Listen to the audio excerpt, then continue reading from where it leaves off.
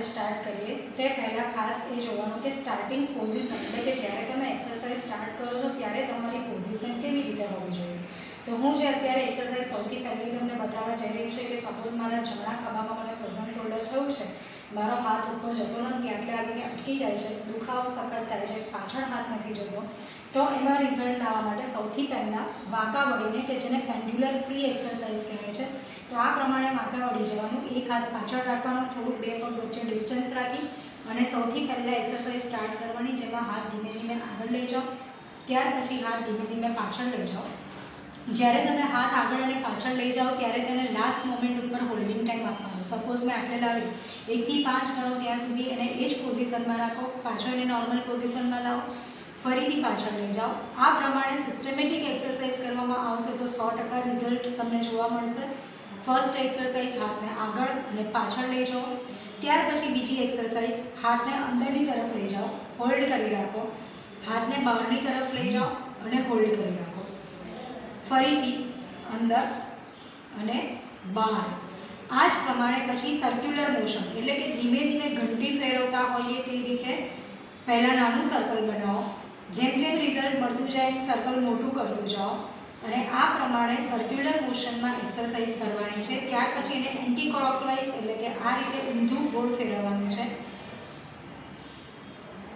આ થઈ તમારી પેન્ડ્યુલર ફ્રી એક્સરસાઇઝ કે જે તમારે 10-10 રિપીટેશન એક સિટિંગમાં કરવા બેસો ત્યારે આના 10-10 રિપીટેશન કરવા.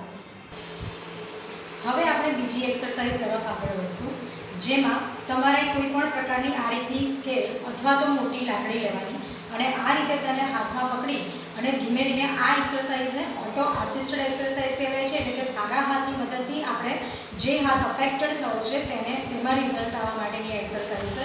ધીમે ધીમે આ રીતે બંને હાથને ફૂટપટ્ટીને પકડી અને ઉપર લઈ જાઓ, જેટલો જાય એટલો લઈ જાઓ.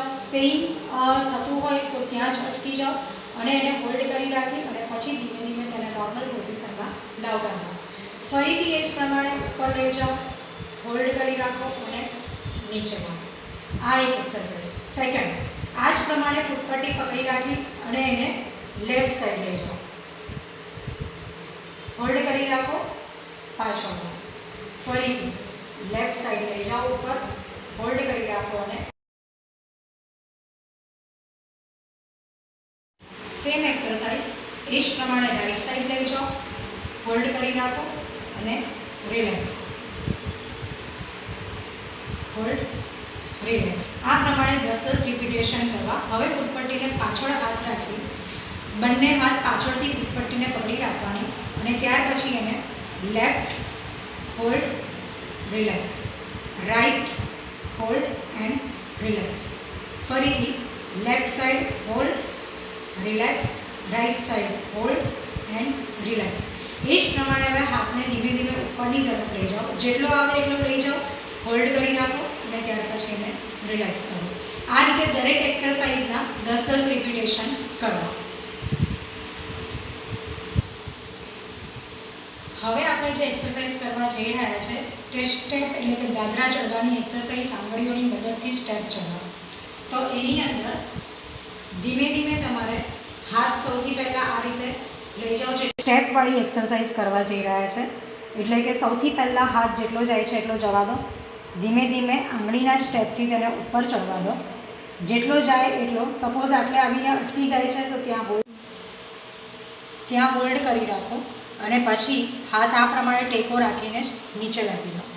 ફરીથી એ જ પ્રમાણે સ્ટેપ ઉપર ચડતા જાઓ, જ્યાં આવે છે ત્યાં સુધી જવા દો, અટકાઈ રાખો અને તેના સપોર્ટથી જ પાછો એને નીચે લાવી દો. આ થયું ફ્રન્ટ સાઈડ.